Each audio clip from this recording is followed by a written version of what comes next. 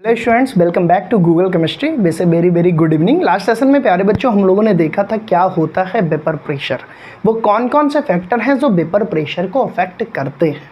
आज के सेशन में एक बहुत इंपॉर्टेंट टॉपिक का डिस्कशन हम करेंगे जिसका नाम है राउल्ट्स लॉ। बेटा राउल्ट्स लॉ ना केवल आपके बोर्ड एग्जाम के लिए इंपॉर्टेंट है, बल्कि अगर आप जेईई या नीट की प्रिपरेशन कर रहे हो तो मुझे लगता है वहाँ पर भी क्वेश्चन यहाँ से बनते हैं। राउल्ट्स लॉ पे न्यूमेरिकल्स भी बनते हैं। राउल्ट्स लॉ का डेरिवेशन कभी कभी 5 नंबर में यूपी बोर्ड में पूछा जाता है, सीबीएसई बोर्ड में 3 नंबर 2 नंबर का पूछा जाता है।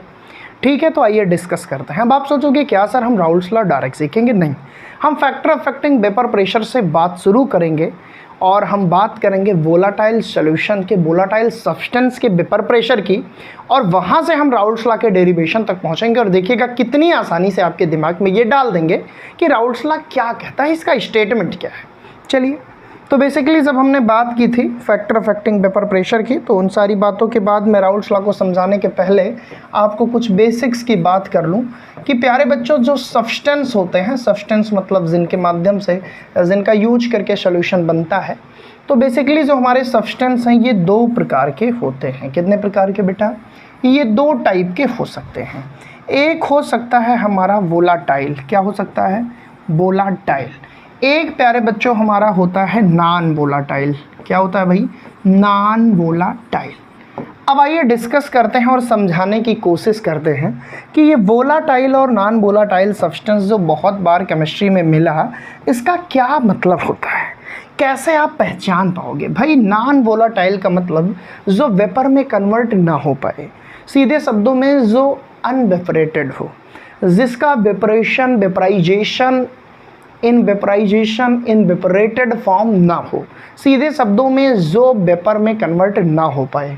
डैट मीन्स अगर नॉन वोलाटाइल सब्सटेंस की बात करें तो आपके दिमाग में आ जाना चाहिए कोई भी सॉलिड जो जनरली वेपर में कन्वर्ट ना हो पाए वो नॉन वोलाटाइल हो सकता है। वोलाटाइल की बात करें तो सीधे शब्दों में जो इवेपोरेटेड हो। इवेपोरेटेड का क्या मतलब है? कि जिनको हम वेपर में कन्वर्ट कर सकते हो या जिन पे वेपर में कन्वर्जन हो पाए, जिस पे वेपर प्रेशर काम कर पाए। तो जनरली इसमें हमारे दिमाग में इवेपोरेटेड सीन आते ही किसी लिक्विड का सीन बनता है कि अगर वोलाटाइल है मतलब वो लिक्विड होगा, और नॉन वोलाटाइल सब्सटेंस है तो वो कहीं ना कहीं सॉलिड फॉर्म में होगा। ठीक है, कुछ एग्जाम्पल बताता हूँ और ये बताता हूँ कि जब नॉन वोलाटाइल बेटा है ना, जब नॉन वोलाटाइल नॉट इवेपोरेटेड, ये इवेपोरेटेड नहीं हो सकते, मेरी बात को समझना, नॉट इवेपोरेटेड, इसका मतलब कि इस पे वेपर प्रेशर हमेशा कितना होगा? 0 होगा। आप बोलोगे सर ये 0 क्यों होगा? प्यारे बच्चों एक बार आप सोच के देखो कि जब कोई सॉलिड किसी कंटेनर में रखा है उस पे वेपर प्रेशर कैसे काम करेगा? भाई वेपर प्रेशर तो तब काम करेगा जब वेपर बनेगा, वेपर का प्रेशर काम करेगा उस पर। जब वेपराइजेशन ही नहीं होगी, जब इवेपोरेटेड की प्रोसेस ही नहीं होगी, जब सॉलिड वेपर में कन्वर्ट ही नहीं होगा, तो फिर वेपर प्रेशर कैसा? That means we can say that कि नॉन वोलाटाइल सब्सटेंस वो होते हैं जिन पे वेपर प्रेशर नहीं होता, 0 होता है, जिनको वेपर में कन्वर्ट नहीं किया जा सकता, जनरली जो नहीं होते। अब कुछ लोग कहेंगे सर हो भी सकते हैं। अगर प्यारे बच्चों इनको हम मिक्स करें नॉन वोलाटाइल सब्सटेंस को किसी वोलाटाइल सॉल्वेंट के साथ, तो उनकी वजह से ये वेपराइजेशन शो कर सकते हैं, पर पूरी तरह से नहीं। इनकी वजह से ये वेपर प्रेशर जनरेट कर सकते हैं लेकिन पूरी तरह से नहीं। That means we can say that कि जो नॉन वोलाटाइल सब्सटेंस होते हैं जनरली सॉलिड फॉर्म में होते हैं, वेपराइजेशन प्रोसेस नहीं होती, वेपर में कन्वर्जन नहीं होता, बेसिकली वहाँ पर जो हमारा वेपर प्रेशर है वो 0 होता है। आप बोलोगे सर ये वेपराइजेशन क्या है? बेटा वेपराइजेशन कंडेंसेशन प्रीवियस सेशन में डिस्कस किया। ठीक है सर इसके कुछ एग्जांपल बताइए जिससे हम समझ पाएँ। एग्जामों में बहुत पूछा जाता है कि ये नॉन वोलाटाइल सब्सटेंस है। बेटा इसके एग्जाम्पल हैं तुम्हारे बड़े खूबसूरत। यूरिया का नाम सुने हो? हाँ सर। ग्लूकोज का नाम सुने हो? बिल्कुल सर। सुने क्या है? यूज करते हैं। सुक्रोज का नाम सुने हो? बिल्कुल सर। जनरली ये तीनों आपके एग्जाम में इनमें से कोई एक दे देगा और कहेगा भैया इनका नॉन वोलाटाइल सब्सटेंस के रूप में यूज हो रहे हैं। तो बेसिकली इसका फार्मूला बता दूं, यूरिया का फार्मूला होता है जिगर के टुकड़ों NH2CO NH2। कुछ लोग कहते हैं NH2CO का होल, NH2 का होल ट्वाइस CO। ठीक है, ग्लूकोज का फार्मूला जग जाहिर है भाई C6H12O6 बिल्कुल, और सुक्रोज का जो फार्मूला है वो है C12H22O11। ठीक है सर, ये सब नॉन वोलाटाइल सब्सटेंस के बहुत सटीक एग्जाम्पल हैं। वहीं पर हम बात करें वोलाटाइल्स की, तुम बोलोगे सर जान तो रहे हैं हर लिक्विड वोलाटाइल होता है।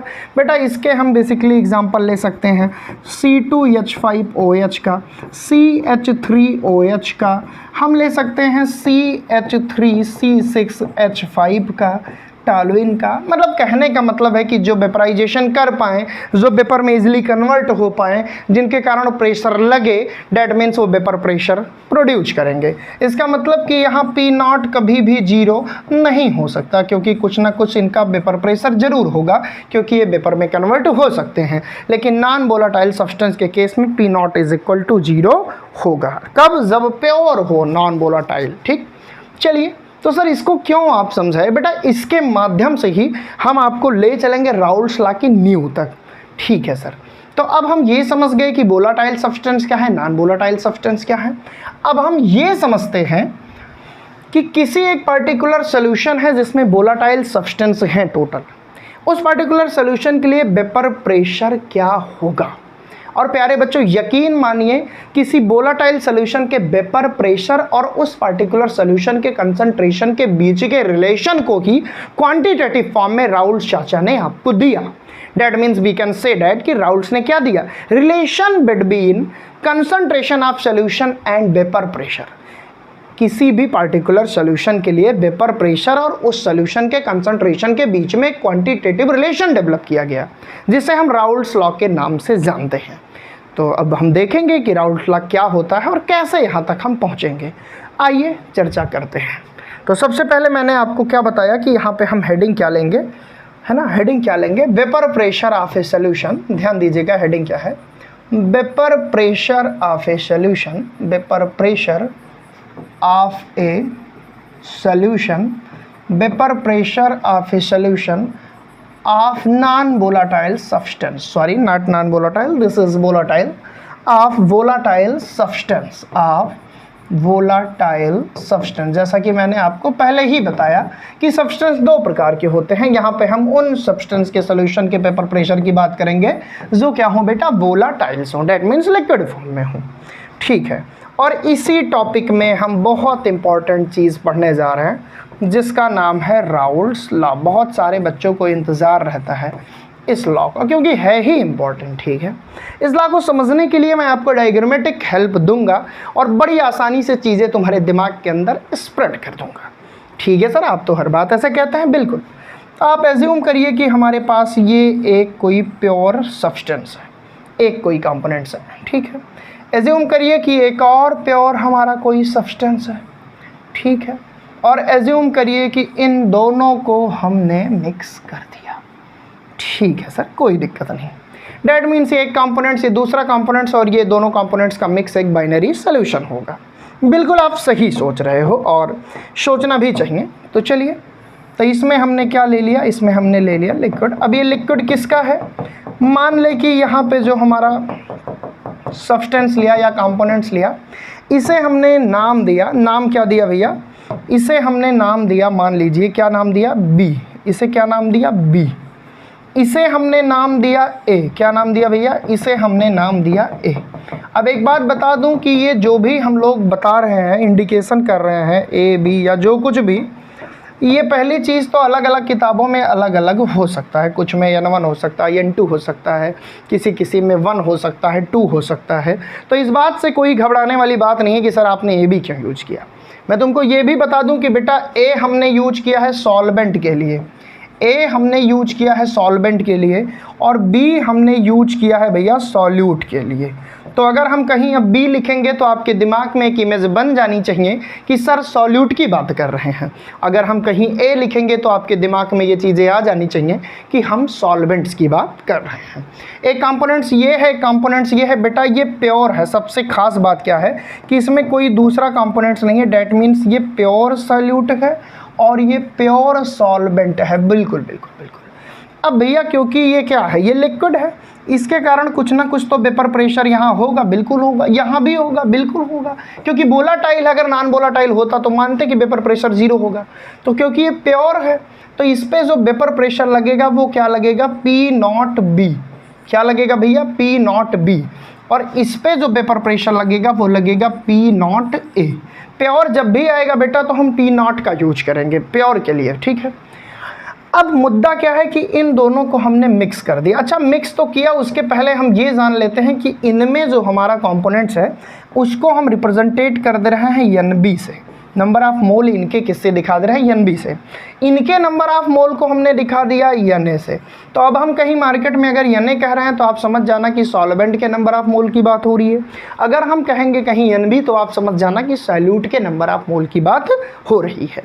मैंने कहा किताब में कुछ दूसरा हो सकता है, उस बात से आपको कोई दिक्कत नहीं होगी, बस आप ट्रैक को समझिए, डेरिवेशन को समझिए, जिससे चीज़ें आपको आसान लगे, ठीक है। अब हमने क्या किया, इन दोनों को मिक्स कर दिया। तो ये A था, ये B था, जब मिक्स किया तो सीधी सी बात है कि ये A और B दोनों हमारे दोनों कंपोनेंट्स यहाँ मिक्स हुए। तो ये देखो A हो गया, ये B हो गया, फिर ये A हो गया, ये B हो गया, फिर ये A हो गया, ये B हो गया, ठीक है सर। अब इन दोनों के कारण भी कुछ यहाँ पे वेपर प्रेशर होगा, क्योंकि दोनों के दोनों, खास बात क्या है भाई, ये दोनों के दोनों क्या थे, ये दोनों के दोनों प्यारे बच्चों वोलाटाइल थे। अब वोलाटाइल हैं तो वेपर बनेगा, और वेपर बनेगा तो कुछ ना कुछ इनका प्रेशर होगा, ठीक है। तो यहाँ भी वेपर प्रेशर होगा। अब जनरली आप क्या सोचोगे कि P0A प्लस P0B कर दें तो इस सोल्यूशन का हमारा क्या आ जाएगा, वेपर प्रेशर। लेकिन मुद्दे की बात समझिए, मुद्दे की बात ये है कि भैया ये P0A P0B हमने तब यूज किया जब ये प्योर सॉल्यूट था, प्योर सॉल्वेंट था। अब ये प्योर नहीं है, इसमें दो कंपोनेंट्स हैं। तो यहाँ पे एक कंपोनेंट्स का अगर हम प्रेशर निकालें तो उसे हम बोलेंगे पार्शियल प्रेशर। क्या बोलेंगे बेटा? Partial pressure. तो A के लिए जो पार्शियल प्रेशर होगा वो आएगा PA, और B के लिए जो पार्शियल प्रेशर आएगा वो होगा PB, ना कि P0A और P0B। P0A तब रखते जब प्योर होता, P0B तब रखते जब प्योर होता। ये प्योर तो है नहीं भाई, दोनों कंपोनेंट्स इस सॉल्यूशन में मिक्स हैं। That means we can say that this is only one components which is denoted by partial pressure, and this is partial pressure of A and this is partial pressure of B. That means we can say that for solvent we can use PA and for solute we can use PB. Okay sir. और अगर हम प्यारे बच्चों यहाँ पे बात करें number of मोल की, तो नंबर ऑफ मोल सोल्यूशन में कितने होंगे? Na plus NB। बिल्कुल सर, यहाँ तक समझ में आएगा। इन्हीं कॉन्सेप्ट से राहुल चाचा ने एक रिलेशन दिया, और इस रिलेशन को समझते हैं, उसके स्टेटमेंट को समझते हैं और डिराइव कर देते हैं, चलते हैं वहाँ तक जहाँ तक आपको एग्जाम में लिखना होगा। तो चलिए बड़े मज़े के साथ, यहाँ तक मुझे नहीं लगता किसी कोई दिक्कत होगी। याद रखने की बस चीज़ ये है कि एक प्योर सॉल्यूट लिया कंपोनेंट, एक प्योर सॉल्वेंट का कंपोनेंट लिया। Solute is represented by B and solvent is represented by A, and यहाँ पे वेपर प्रेशर P0B, वहाँ पे वेपर प्रेशर P0A, क्योंकि प्योर है वो भी प्योर है। इसके लिए नंबर ऑफ मोल NB, इसके लिए Na। और बेटा अगर हम इनके लिए मोल फ्रैक्शन निकालें तो मोल फ्रैक्शन का फार्मूला क्या है? मोल फ्रैक्शन का फार्मूला है कि number of mole of each component and total number of components, total number of mole of components. That mean जिस पर्टिकुलर कंपोनेंट्स का नंबर ऑफ मोल निकालना है, जो कि हमने मोल फ्रैक्शन डिटेल में पढ़ चुका है प्रीवियस सेशन में, तो भैया उसका अपान टोटल सोल्यूशन में कितने नंबर ऑफ मोल कर दे तो मोल फ्रैक्शन बहुत इजीली हम फाइंड आउट कर सकते हैं। हालांकि अब बात करते हैं कि राहुल चाचा ने इस डायग्राम के माध्यम से क्या बोला। राहुल चाचा ने इतनी सी बात कही, क्योंकि ये रिलेशन डेवलप किए थे किसके किसके बीच में? Concentration of the solution and vapour pressure of the solution. 1886 में, 1886 में राहुल जी ने एक रूल दिया। उन्होंने क्या बोला भैया? उन्होंने इतनी छोटी सी बात कही, उन्होंने बस एक सिंपल सी बात कही। वो बात क्या थी बेटा? वो बात यही थी कि वेपर प्रेशर और कंसंट्रेशन ऑफ सॉल्यूशन में क्या रिलेशन होता है। खैर छोड़ो, अब मैं तुमसे कहूँ कि अगर यहाँ पे लगने वाला वेपर प्रेशर हमारा कितना है? P0B है, ठीक है। तो उन्होंने कहा ये डायरेक्टली प्रोपोर्शनल होगा उसके मोल फ्रैक्शन के। जिस पार्टिकुलर सोल्यूशन के वेपर प्रेशर की बात हो रही है उसी पार्टिकुलर सोल्यूशन के मोल फ्रैक्शन के ये डायरेक्टली प्रोपोर्शनल होगा। डेट मीन्स यहाँ से इन्होंने ये कहना चाहा कि मोल फ्रैक्शन को x से डिनोट करते हैं, कुछ लोग जीटा कहते हैं, तो B के लिए हम ऐसे लिख सकते हैं। तो एक फार्मूला इन्होंने ये दिया। दूसरा इन्होंने कहा अगर हम इसके लिए निकाल रहे हैं तो P0A is directly proportional to XA। That means we can say that कि for a solution vapour pressure of each component is directly proportional to that components of mole fraction. बेटा जिस पार्टिकुलर सोल्यूशन के paper pressure की बात करनी है, उसके जिस कंपोनेंट की हम बात कर रहे हैं उस कंपोनेंट का कितना मोल फ्रैक्शन उसी के डायरेक्टली प्रोपोर्शनल होगा।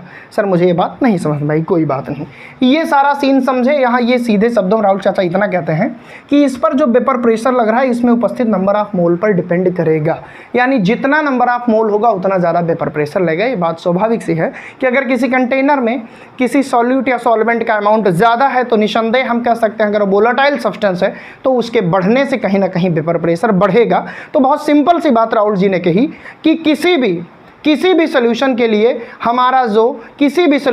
हमारा जो वेपर प्रेशर है उसके किसी कंपोनेंट के लिए वो उसके कंपोनेंट्स के मोल फ्रैक्शन के डायरेक्टली प्रोपोर्शनल होगा। सर ये बात मुझे कम समझ में आ रही है, आइए लिखते हैं तब समझ में आएगी। सबसे पहले जानिए कि राहुल चाचा ने क्या कहा, और ये हम किसके अंतर्गत पढ़ रहे हैं, ये हम पढ़ रहे हैं vapour pressure of solution of volatile substance. ठीक है, राहुल चाचा ने सबसे पहले तो 1886 में एक लॉ दिया। ये जो लॉ था बेटा ये क्वांटिटेटिव रिलेशन था। क्या था भाई? क्वांटिटेटिव। ये सब बहुत इंपॉर्टेंट बात बता रहा हूँ।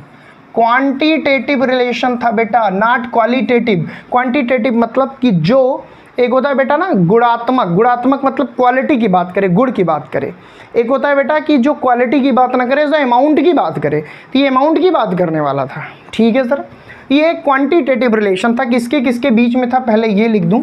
ये क्वांटिटेटिव रिलेशन था बेटा राहुल जी ने जो दिया, ये क्वांटिटेटिव रिलेशन था वेपर प्रेशर के और प्यारे बच्चों कंसंट्रेशन के। अब कंसंट्रेशन कैसे निकलेगा? कंसंट्रेशन भाई नंबर ऑफ मोल से निकलेगा, और नंबर ऑफ मोल को रिप्रेजेंटेट करने के लिए सबसे बढ़िया जो हमने कंसंट्रेशन टर्म्स पढ़ा था वो क्या पढ़ा था भाई? मोल फ्रैक्शन पढ़ा था। तो सीधे शब्दों में राहुल चाचा ने मोल फ्रैक्शन और वेपर प्रेशर के बीच में एक रिलेशन डेवलप किया जिनको हम बोलते हैं राउल्स लॉ। आइए देखते हैं इन्होंने क्या कहा। इन्होंने कहा कि फॉर ए सोल्यूशन, मैं यहाँ पे लिख दे रहा हूँ एकदम मज़े के साथ जिससे किसी भी बच्चे को याद ना करना पड़े कोई भी डिफिनीशन, और एक एक बच्चा यहाँ से समझ के जाए। For a solution of each component, for a solution of each component vapour pressure, ध्यान दीजिएगा, for a solution of each component vapour pressure में बेटा बोल भी दे रहा हूँ इसीलिए अगर मेरी राइटिंग तुमको फारसी लगे। For a solution of each component vapour pressure of solution is directly proportional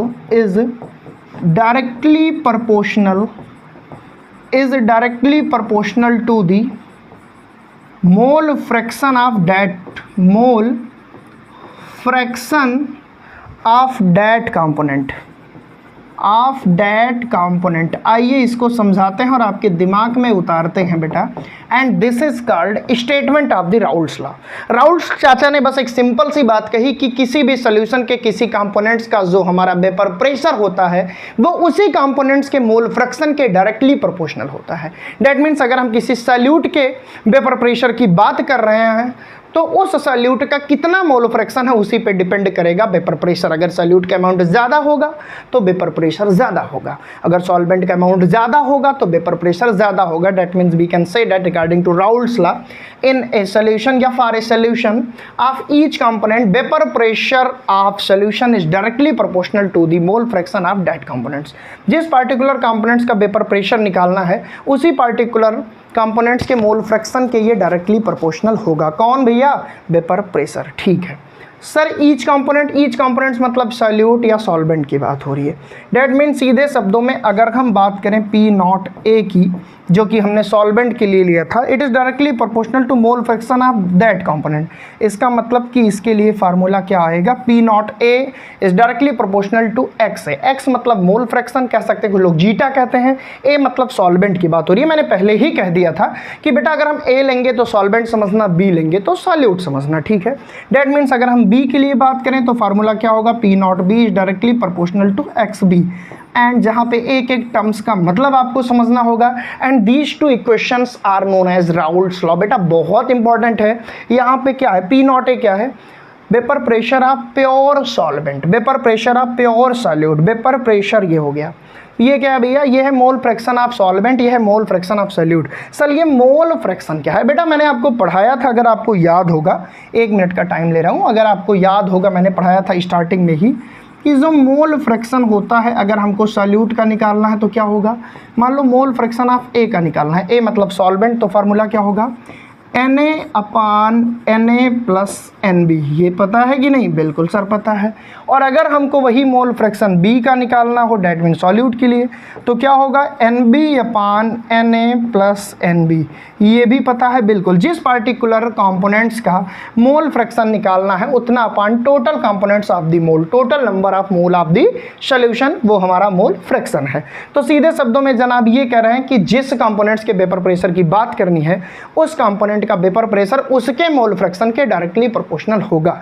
बहुत सिंपल सी बात है बेटा। राउल चाचा ने concentration of the solution and vapour pressure of volatile substance के बीच में एक रिलेशन स्थापित किया, एक रिलेशन जनरेट किया, जिसके अकॉर्डिंग, फिर से सुनो, for a solution of each component या for a solution vapour pressure of each component directly proportional to that components number of mole. नहीं समझना है, और आसान सुनो, for a solution vapour pressure of each component directly proportional to the mole fraction of that components. जिस particular components के vapour pressure को निकालना है, जानना है, प्रेडिक्ट करना है, वो उसके डायरेक्टली प्रोपोर्शनल होगा मोल फ्रैक्शन के। यानी कि कितना मोल फ्रैक्शन है सॉल्यूट का, उतने ही पे ही डिपेंड करेगा सॉल्यूट का वेपर प्रेशर। मोल फ्रैक्शन बढ़ेगा तो वेपर प्रेशर बढ़ेगा, because it is directly relation. Here we can easily see that, बेटा हम देख सकते हैं। पी नॉट ए, ये सॉल्वेंट की बात हो रही है, मोल फ्रैक्शन ऑफ सॉल्वेंट पे डिपेंड कर रहा है। P naught B, this is talking about solute, और यहाँ पे ये डायरेक्टली प्रोपोर्शनल है। X B, that means mole fraction of solute के। उम्मीद करता हूँ आपको याद हो गया होगा, ये डायग्राम भी समझ में आ रहा होगा कि कैसे हमने प्योर के लिए पी नॉट यूज किया बेटा, और फिर जब हमने सॉल्यूशन के दो कंपोनेंट्स की बात की तो ये पार्शियल वेपर प्रेशर हो गया पी ए और पी बी, ना कि P naught A P B, P naught B, क्योंकि पी नॉट का मतलब बेटा प्योर की बात हो गई। ठीक है, चलो भाई क्लियर है, ध्यान देना। फिर ये रिलेशन हमने याद कराया कि ये solution of each component vapour pressure of solution is directly proportional to the mole fraction of that components. ठीक है सर, याद हो गया। बहुत सिंपल शब्दों में कह रहा हूँ भैया, वेपर प्रेशर डायरेक्टली प्रोपोर्शनल होता है मोल फ्रैक्शन के। जिस कंपोनेंट के वेपर प्रेशर की बात करनी है उसी कंपोनेंट के मोल फ्रैक्शन की बात करोगे। ठीक है सर, याद हो गया। मोल फ्रैक्शन क्या होता है ये भी बता दिया। अब आपको थोड़ा डिराइव करा रहा हूँ कि कैसे इसके लंबे फार्मूले तक पहुँचते हैं। तो चलिए भैया, अब हम इसको डिराइव करते हैं। हमने रिलेशन निकाला, दो रिलेशन निकाला। एक रिलेशन निकाला P naught A is equal to is directly proportional to X A. एक रिलेशन हमारा ये था बेटा, ठीक है, अलग अलग हम बता रहे हैं। और हमने क्या निकाला, और हमने निकाला P naught B is directly proportional to X P. हमने यही निकाला था, यहाँ तक किसी को कोई दिक्कत नहीं होनी चाहिए। लेकिन प्यारे बच्चों ये याद रखना, ये तब के लिए था जब प्योर सॉल्यूशन हो। अब ईच कंपोनेंट्स की बात हो रही है, तो ईच कंपोनेंट्स तो हमारे पास इसी में है भाई, यही दो कंपोनेंट्स हैं, बाकी सब में तो प्योर है। तो हम इसके लिए क्या लिखेंगे, हम इसके लिए लिखेंगे, यहाँ से नॉट हटा देंगे, यहाँ से हम नॉट हटा देंगे बेटा, क्योंकि जब कंपोनेंट्स की बात करेंगे तो फिर प्योर तो है नहीं, क्योंकि दो है कहीं ना कहीं, तो हम ये लिखेंगे। और अब इसी फार्मूले की मदद से यहाँ से भी हम नॉट हटा देंगे बेटा। क्यों? क्योंकि ईच कंपोनेंट की बात हो रही है। कंपोनेंट ईच कंपोनेंट प्योर हो ही नहीं सकता, एक ही कंपोनेंट होता फिर ईच की बात ही ना होती। तो यहाँ हम क्या लिखेंगे, पी ए और पी बी। ये हमारा राउल्स लॉ का फार्मूला है। ठीक, पी नॉट लग गया मतलब प्योर है बेटा, पी ए पी बी मतलब पार्शियल प्रेशर की बात हो रही है, अलग अलग कंपोनेंट्स की बात हो रही है। अब हम बात करते हैं, अगर हम डायरेक्टली प्रोपोर्शनल का साइन हटाना चाहें, तुम तो पढ़े लिखे हो भाई, तो क्या होगा, जिगर के टुकड़ों फार्मूला हो जाएगा पी ए, डायरेक्टली प्रोपोर्शनल का साइन हटाना है तो भाई सीधी सी बात है, कांस्टेंट आएगा, के आएगा, और ये हो गया एक्स है। अब यहाँ से फोकस करना कि अगर हम के की वैल्यू को निकाल लें तो यहाँ पे ये बहुत काम आने वाली है के की वैल्यू, ठीक है। लेकिन अब यहाँ पे हम एक ट्विस्ट लाएंगे। ट्विस्ट क्या लाएंगे, अब आप एज्यूम करिए कि हमारे पास जो कंपोनेंट्स है उसमें केवल एक ही कंपोनेंट है। ये क्या कह रहे हैं सर, अरे भैया ये सॉल्यूशन के कंपोनेंट्स के लिए हमने निकाल दिया। अब हम एज्यूम कर रहे हैं कि जो सॉल्यूशन है उसमें पर्टिकुलर एक ही कंपोनेंट है, यानी चाहे सॉल्यूट है चाहे सॉल्वेंट है। अब हम ऐसा सोच रहे हैं तो हम खुद से ले रहे हैं बेटा कि लेट अस कंसीडर, है ना, आपको समझाने के लिए कि लेट अस कंसीडर, है ना, let us consider A is pure, कि हमारे पास जो सॉल्वेंट है वो प्योर है, अब उसमें भैया कोई दूसरा कंपोनेंट्स नहीं है, डेट मीन्स बी का अमाउंट कितना है, 0 है ना। प्योर ए की अब हम बात करेंगे। देखिए अभी तक हमने किसकी बात की, अभी तक हमने कंपोनेंट्स की बात की, इसीलिए ए और बी दोनों की बात की। अब हम सोच रहे हैं कि ए इज़ प्योर, हमारे पास केवल ए है, ठीक है। जब केवल ए है इसका मतलब ए के लिए जो मोल फ्रैक्शन है वो एक्स ए आएगा और बी के लिए एक्स बी आएगा। एक्स बी है नहीं, 0 है, तो एक्स ए बराबर 1 होगा। आप बोलोगे ये कैसे, क्योंकि you all of know variable about variable for a solution mole fraction is always 1 and if second component is 0, A is only pure substance, then we can say that X A is equal to 1। बेटा X A बराबर 1 हो जाएगा, यानी mole fraction of solvent is equal to 1 because A is pure. यही है ही भैया, solute है ही नहीं इसमें, तो पूरा सोल्यूशन यही हुआ और इसका मोल फ्रैक्शन कितना होगा, 1 होगा। अब ध्यान से देखिएगा, X A is equal to 1, यहाँ पे रखिए इसकी वैल्यू, तो क्या आएगा भैया, यहाँ पे जब तुम इसकी वैल्यू रखोगे, बहुत ध्यान से समझना, यहाँ पे तो क्या आएगा, P A is equal to, K की वैल्यू है कितनी भैया, के की वैल्यू तो भी नहीं पता, एक्स ए की वैल्यू कितनी है, 1।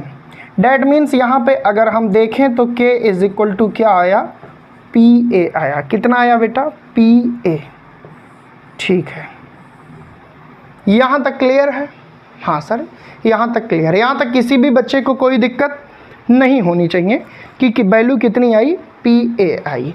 लेकिन याद रखना, याद ये रखना है बेटा कि यहाँ हमारा क्या है, ध्यान दीजिए, एक्स ए बराबर 1, एक्स बी बराबर 0, कब, जब ए प्योर है। तो अगर प्योर के लिए हम निकालेंगे, ध्यान रखना, अगर प्योर के लिए हम निकालेंगे प्यारे बच्चों, तो यहाँ पे हम क्या लिखेंगे, हम यहाँ पे नॉट लगाएंगे, पी नॉट ए, और यहाँ पे लगाएंगे पी नॉट ए।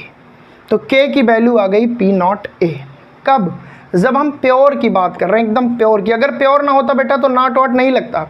जिसको ना समझ में आया हो मैं फिर से ये बात समझा दूँ बेटा, देखो वहाँ दिक्कत होती है, यहाँ दिक्कत होती है। पहले तो हमने ये डिराइव कर लिया रिलेशन, अब हमने भाई प्रोपोर्शनल का साइन हटा के लगाया, अब हमको के की वैल्यू निकालनी है। के की वैल्यू निकालने के पहले हम सोच रहे हैं कि अगर हमारे पास केवल एक ही सब्सटेंस हो, एक ही ए प्योर हो हमारा, तो हमने क्या लिखा, X is equal to 1, X B is equal to 0। तो एक्स ए के लिए बेटा जो वेपर प्रेशर होगा, 1 मिनट भैया, एक्स ए के लिए जो वेपर प्रेशर होगा उसकी हम बात कर लें। इसके लिए जो वेपर प्रेशर होगा वो होगा पी नॉट ए अगर ये प्योर है, और पी नॉट बी बराबर 0 है, क्योंकि भैया देख लो, क्योंकि क्या है, क्योंकि यहाँ कुछ है ही नहीं, ठीक है। तो अब ज़रा प्यार से देखो कि अब अगर हम लिखना चाहें यहाँ से वेपर प्रेशर, तो हम क्या लिखेंगे, ध्यान से देखिए।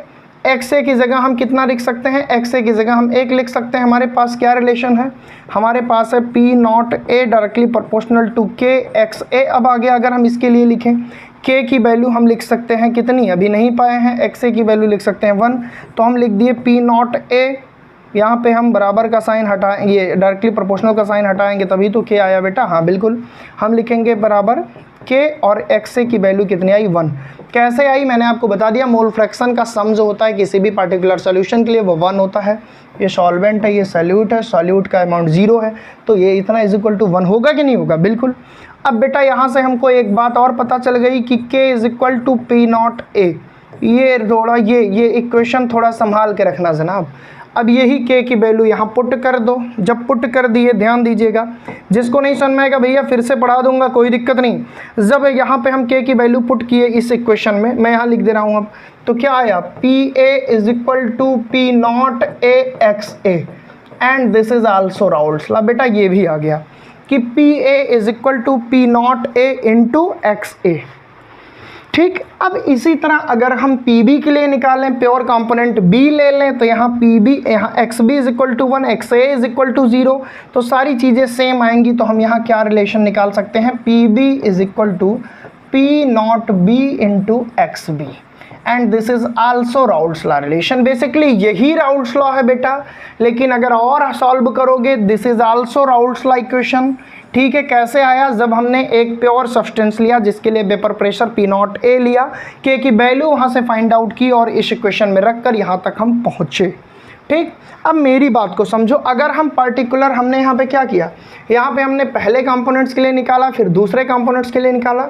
अगर हम अब पूरे सोल्यूशन के लिए निकालना चाहें वेपर प्रेशर, तो बेटा तुमको मैं एक छोटी सी बात याद कराऊंगा। क्या तुम्हें याद है, क्लास 11th में एक लॉ तुमने पढ़ा था गैसियस लॉ में, डाल्टन्स लॉ कहते थे कि जो टोटल प्रेशर है किस गैसों पे वो सारे गैसों के प्रेशर के सम के बराबर होगा।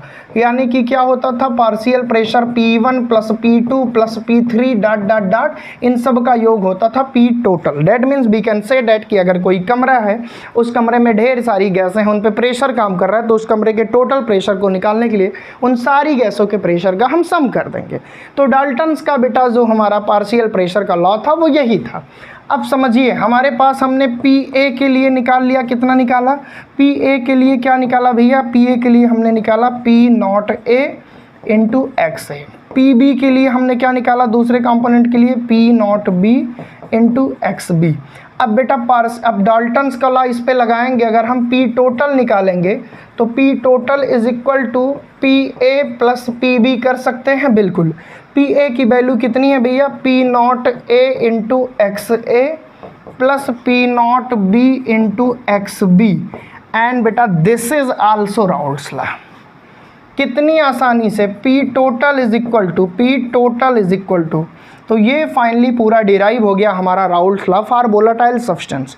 किसी भी सॉल्यूशन के वेपर प्रेशर की हमने बात की और इसी में हमने राउल्ट्स लॉ का डेरिवेशन किया। याद रखना ये किसके लिए था, फॉर वोलेटाइल सॉल्यूशन।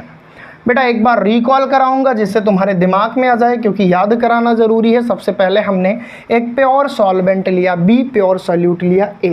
इसका वेपर प्रेशर P0B क्योंकि प्योर था, इसका P0A क्योंकि प्योर था। जब ये मिक्स कर दिया, अब ये कंपोनेंट की बात करेंगे, प्योर रह नहीं गए, तो ये हो गया partial vapour pressure PA, partial vapour pressure PB। फिर हमने राउल्ट्स लॉ की बात की। राउल्ट्स लॉ ने वेपर प्रेशर और कंसंट्रेशन ऑफ द सॉल्यूशन के बीच में रिलेशन स्थापित किया। राउल्ट्स ने कहा कि for a solution each components of vapour pressure या vapour pressure of each component is directly proportional to mole fraction of that component. जिस पार्टिकुलर कंपोनेंट्स के वेपर प्रेशर की बात होगी वो डायरेक्टली प्रोपोर्शनल होगा उसी कंपोनेंट के मोल फ्रैक्शन के। उसके बाद हमने ये दो रिलेशन लिखा, PA ये सॉल्वेंट के मोल फ्रैक्शन की बात की, ये सॉल्यूट के मोल फ्रैक्शन की बात की, वेपर प्रेशर उसके डायरेक्टली प्रोपोर्शनल था। फिर हमने डिराइव करने के लिए ये दोनों रूल लिखे। फिर हमने क्या लिखा, डायरेक्टली प्रोपोर्शनल का साइन हटाया, K ला दिया, K की वैल्यू निकालनी थी। फिर हमने एज्यूम किया कि अगर हम माने कि सोल्यूशन में हमारे केवल एक ही कंपोनेंट है जो कि प्योर है, तो XA is equal to 1, XB is equal to 0। ये कहाँ से आया, क्योंकि XA प्लस XB बराबर 1। इफ़ अब XB की वैल्यू 0 है, बराबर 1 है, तो XA की वैल्यू कितनी होगी, 1 ही तो होगी, बिल्कुल। तो यहाँ से हमने निकाल लिया। अब भैया XA की वैल्यू 1 रख दिए। अब हम P0A इसका वेपर प्रेशर होगा क्योंकि ये प्योर है, तो इस पे XA की जगह 1 रख दिए। अब K की वैल्यू यहाँ से निकाल लिए, K की वैल्यू इक्वेशन फर्स्ट में हम ले जाके रख दिए और हमारे पास ये आया। अब K की वैल्यू जब इक्वेशन फर्स्ट में हमने रख दिया, हमारे पास ये डेरिवेशन आया, PB के लिए ये आया। अब भैया डाल्टन्स का रूल लगाया, P total is equal to P1 plus P2, that means partial pressure जो हमारा है उनका योग कर देंगे, सम कर देंगे। तो हमारे पास बेटा फाइनली क्या आया, हमारे पास ये डेरिवेशन आया जो कि बहुत इंपॉर्टेंट था। ठीक, तो यहाँ से भैया राउल्ट्स लॉ हमारा फिनिश हुआ फॉर वोलेटाइल सब्सटेंस। अब कुछ बुक्स में NCERT में भी मेंशन है कि अगर हम नॉन वोलेटाइल सब्सटेंस की बात करें तो वहाँ पे क्या होगा। तो आइए थोड़ा सा देख लेते हैं कि नॉन वोलेटाइल के लिए क्या होगा, और उसके बाद फिर एक ग्राफ है जिसको तुमको समझाते हैं और मज़ा आने वाला है। तो अब हम क्या लिखेंगे बेटा, फॉर नॉन वोलेटाइल। हालांकि इसको नहीं भी लिखोगे तो भी नंबर मिल जाएगा, वहीं तक था, फॉर नॉन वोलेटाइल सब्सटेंस। अब बेटा कह रहे हैं कि कोई नॉन वोलेटाइल सब्सटेंस यूज कर दें तो क्या होगा। बहुत आराम से देखना, कोई कठिन चीज़ नहीं है। आप एज्यूम करो कि ये आपके पास क्या है, कोई non volatile substance. Non volatile है, A है ना, B मान लो, क्योंकि जनरली सॉल्यूट ही सॉलिड स्टेट में होता है। ठीक है, ये कैसा है भैया, ये नॉन वोलेटाइल है। मैं तुमको सारी बात समझाना चाह रहा हूँ बेटा, रटने पे मत आना, ठीक है। और यहाँ पे एक सॉल्वेंट लिए हैं जिसको हमने A मान लिया। ठीक, अब ये भैया ये तो वोलेटाइल है, तो इसके लिए वेपर प्रेशर होगा, इसके लिए vapour pressure P0B is equal to 0 होगा।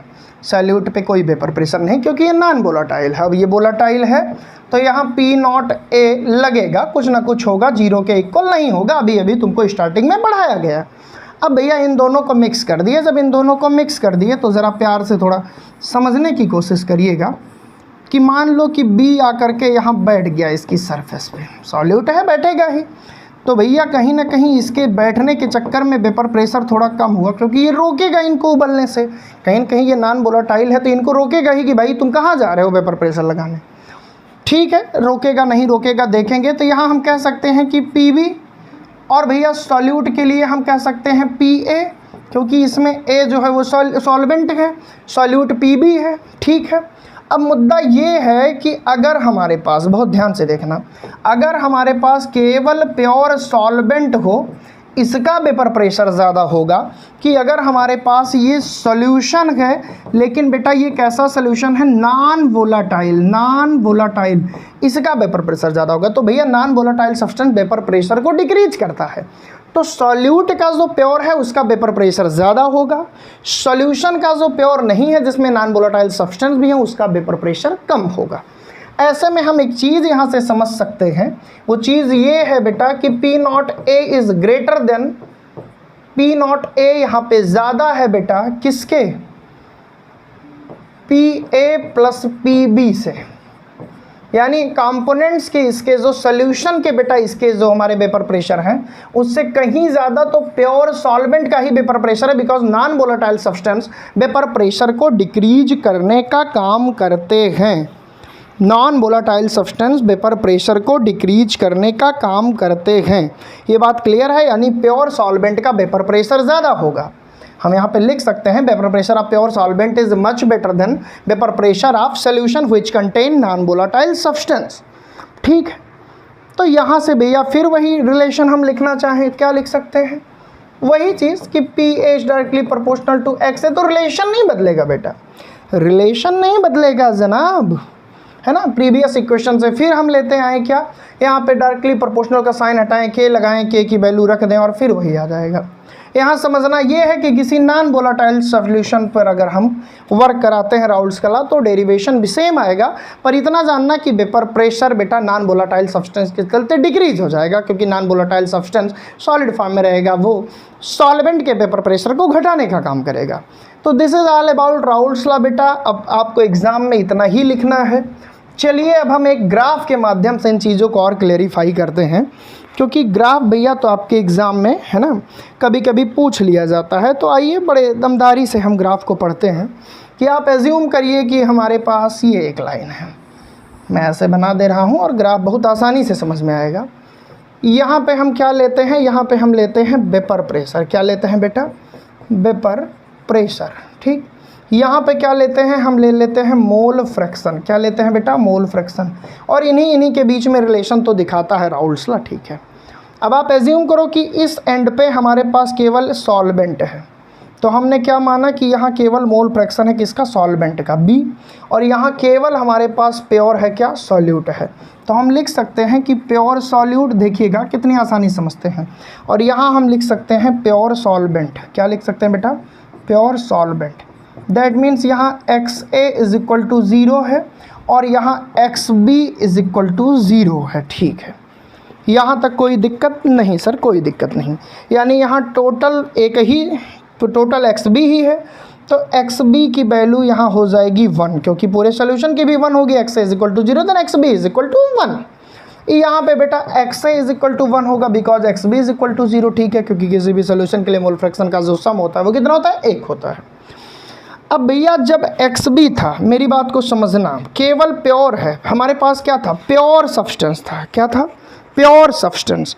तो इसके वेपर प्रेशर की अब हम बात करेंगे, किसके, XB की।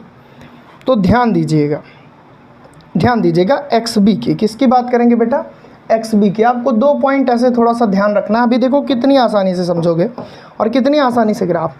तो भैया जो हमारा वेपर प्रेशर है किसका, प्योर सॉल्वेंट का, तो वो धीरे धीरे क्या करेगा बेटा, धीरे धीरे वो हमारा बढ़ेगा। कब, जैसे जैसे वो जाएगा किसकी तरफ, XA भी उसमें मिलेगा, क्योंकि जितने नंबर ऑफ मोल होंगे भैया, जितने नंबर ऑफ मोल होंगे वेपर प्रेशर उतना ही तो बढ़ेगा। तो इसको आप यहाँ से यहाँ मिला दोगे। ठीक है, ठीक उसी प्रकार अब वेपर प्रेशर यहाँ पहुँचा था। ठीक, अब धीरे धीरे देख रहे हो कि तुम्हारा XB यानी सॉल्वेंट, वोलेटाइल सॉल्वेंट का अमाउंट कम हो रहा है, केवल सॉल्यूट का अमाउंट बढ़ रहा है। तो धीरे धीरे ये वेपर प्रेशर क्या होगा, घटने लगेगा। यहाँ बढ़ा, यहाँ घटा, और इन दोनों को जोड़ देंगे एक लाइन से। और यहाँ पे हम क्योंकि B के लिए लिख रहे हैं तो हम लिखेंगे PB is equal to P0B into XB। ये फार्मूला इसके लिए, ये PA के लिए है, तो यहाँ क्या होगा, P A is equal to P naught A into X A. और ये दोनों के लिए है बेटा, तो दोनों के लिए भी हम फार्मूला लिख देंगे। दोनों के लिए हम फार्मूला क्या लिखेंगे कि P T is equal to P total is equal to P A plus P B, and this graph is best graph for Raoult's law. बेटा ध्यान दीजिएगा, ये दिखा रहा है कि जब केवल प्योर एक्स बी था, एक्स ए नहीं था, केवल सॉल्वेंट था, धीरे धीरे जब सॉल्यूट मिलता गया तो वेपर प्रेशर बढ़ता गया। ये दिखा रहा है कि जब सॉल्वेंट का अमाउंट घटता गया, केवल सॉल्यूट बचा, तो वेपर प्रेशर घटता गया। सीधे शब्दों में जब नंबर ऑफ मोल घट रहे हैं तो वेपर प्रेशर घट रहा है, जब नंबर ऑफ मोल बढ़ रहे हैं तो वेपर प्रेशर बेटा हमारा बढ़ रहा है। यहाँ पे और कोई विशेष बातें नहीं हुई हैं। तो उम्मीद करता हूँ आप समझे होंगे राउल्ट्स लॉ क्या है। राउल्ट्स लॉ का ये ग्राफ आप याद कर लेना, एग्जाम में बनाओगे तो बड़ा इफेक्टिव काम करेगा। ठीक है, तो राउल्ट्स लॉ क्या था एक बार हम फिर से बात कर दें। 1886 में राउल्ट्स चाचा ने एक रिलेशन दिया, vapour pressure of the solution of volatile substance and mole fraction and concentration of the solution. और बेटा इस रिलेशन में कही बात की गई कि for a solution vapour pressure of each component is directly proportional to mole fraction of that components and this is Raoult's law. I hope सभी को क्लियर हुआ होगा। ये एक एक कंपोनेंट्स के लिए था, पार्शियल वेपर प्रेशर का कॉन्सेप्ट था।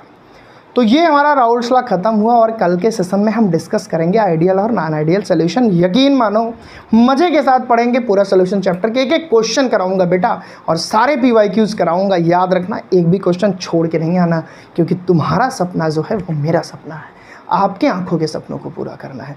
तो चलिए हम मजबूत इरादों के साथ आगे बढ़ते हैं और फिर से उन सीढ़ियों को चढ़ते हैं जो हमारे लक्ष्य तक जाती है। Thank you so much, best of luck, मचाते रहो।